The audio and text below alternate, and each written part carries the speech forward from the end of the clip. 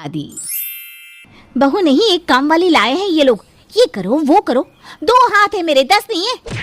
कितनी खुश थी मैं मायके में। प्रिया की अभी नई नई शादी हुई थी और ससुराल उसे कुछ खास भा नहीं रहा था।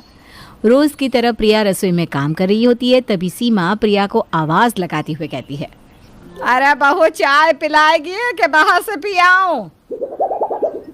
काश कह पाती कि बाहर से पी आओ मम्मी जी, पर कह भी तो नहीं सकती।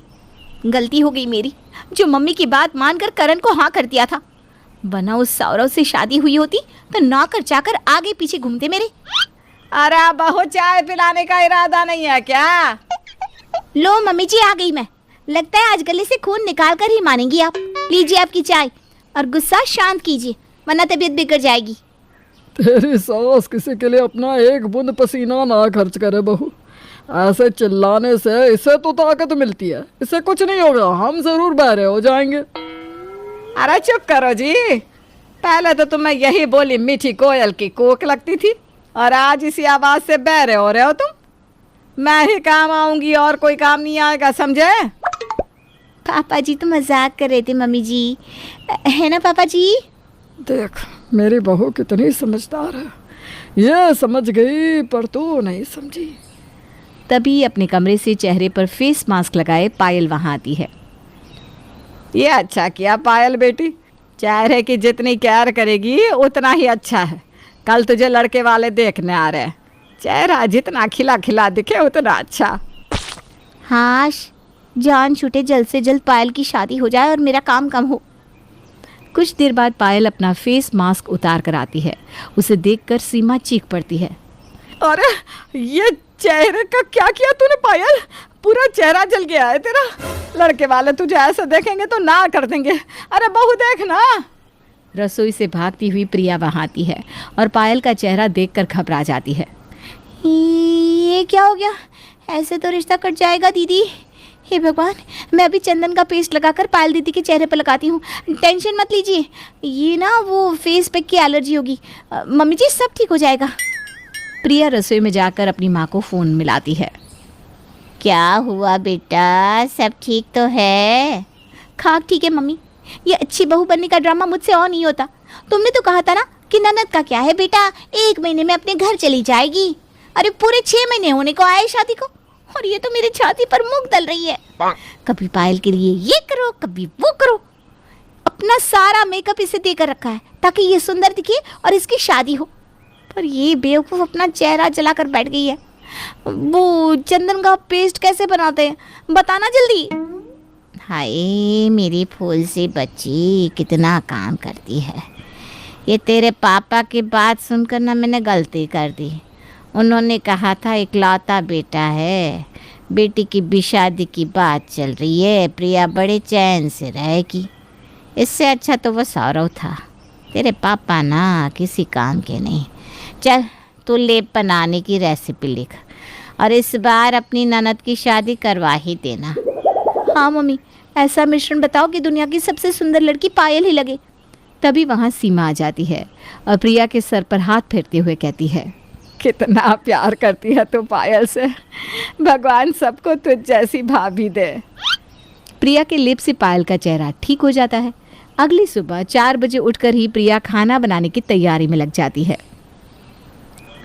अरे भोला भैया, पर्दों को चेंज कर दीजिए और सोफ़ा कवर भी, कुछ भी पुराना नहीं लगना चाहिए। हाँ भाभी।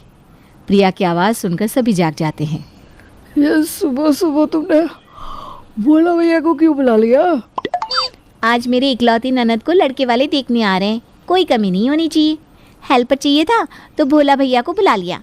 और आज भोला भैया मेरा रसोई में हाथ बटाएंगी, दुकान तुम्हें आज अकेले ही संभालनी पड़ेगी। बड़ा लकी हूँ मैं जो तुम इस घर में आई। हाँ भैया, भाभी ना मेरी बड़ी फिक्र करती है। अरे पायल, तुम क्यों उठ गई? 8 घंटे की नींद नहीं हुई तो डार्क सर्कल आ जाएंगी तुम्हें। जाओ रेस्ट करो। आप सभी भी सो जाइए, मैं सब देख लूँगी। प्रिया सारी तैयारियां अच्छे से कर देती है। दोपहर के खाने के वक्त लड़के वाले आते हैं। जाओ बेटा, मेहमानों के लिए नाश्ता लेकर आओ। पायल रसोई में जाकर प्रिया का बनाया खाना बाहर टेबल पर रख देती है। सब कुछ पायल दीदी ने बनाया है अपने हाथों से। सुबह 4 बजे से काम कर रही हैं बेचारी। ये सोफ़ा, पर्दे सब हैंड स्टिच्ड है। बड़ी टैलेंटेड है पायल दीदी। वाह, खाना तो बड़ा लजीज है। और पर्दे तो मार्केट के लगते हैं, क्या फिनिशिंग है। लगेंगी ही, मार्केट की तो है। और बताओ पायल, तुम्हें क्या पसंद है, क्या नहीं, क्या सोच है तुम्हारी? पायल नज़र झुकाती है और अपने हाथ पर लेके आंसर्स को पढ़ना शुरू करती है। मुझे वो हर चीज़ पसंद है जो मेरे मायके वालों को पसंद है, और जो इन्हें ना पसंद हो वो मुझे नहीं पसंद। और शादी के बाद मेरी पसंद वही होगी जो मेरे ससुराल वालों की पसंद होगी। वाह, क्या संस्कार है। पायल के जवाब सुनकर सीमा हक्की बक्की रह जाती है और फुसफुसाते हुए रमेश से कहती है, ये इसे इतना अच्छा बोलना कहाँ से आ गया? अरे भाग्यवान, सारे सवालों के जवाब प्रिया ने उसकी हथेली पर पहले ही लिख दिए थे। तुम्हारी बेटी ने बस उसे देखा और चप्पर चप्पर बोल दिया। हमें तो ये रिश्ता मंजूर है। हम तो कुंडली मिलाना, मुहूर्त ये सब नहीं देखते, पर आप लोग अपने पंडित को दिखवा लीजिए और मुहूर्त पक्का करके हमें बता दीजिए, ताकि हम भी तैयारियां शुरू कर सके। हे भगवान, तेरी लीला अपरंपार। जल्दी से जाकर ये न्यूज़ मम्मी को देती हूँ। प्रिया अपने कमरे में जाकर अपनी माँ को फ़ोन मिलाती है। मम्मी रिश्ता पक्का हो गया। बड़ी संतुष्टि मिली आज। बस तेरी ननद एक बार विदा हो जाए, फिर क्या सब तेरी मुट्ठी में। भोला भैया को जो बुलाया है, कोशिश करना कि वो जाए ही ना। पायल का बहाना बनाकर उसे घर पर ही रख। पायल की शादी के बाद फिर उन्हीं को परमानेंट रख लेना। मेरी सास इतनी भोली नहीं है मम्मी, वो तो भोला भैया को निकाल ही देगी। तब तेरे पास बोलने को रहेगा ना कि पायल दीदी के काम के वक्त नौकर रह सकता, तो मेरे लिए क्यों नहीं। तू ज़्यादा सोच मत, जल्दी से अपनी ननद की शादी की तैयारियों में लग जा। प्रिया पंडित जी को फ़ोन मिलाती है। अभी से 8 महीने तक तो कोई अच्छा मुहूर्त नहीं है बेटा। पंडित जी, इस महीने की आखिरी तारीख का एक मुहूर्त आप मेरे घर वालों को बता दीजिए, ताकि आपके खर्चे का ध्यान मैं रखूँगी। अब तो ठीक है ना? और वही होता है, प्रिया की खुशी का कोई ठिकाना नहीं रहता। वो एक पैर पर पूरा काम संभाल लेती है। उसे देखकर ऐसा लग रहा था मानो उसकी अपनी बहन की शादी हो।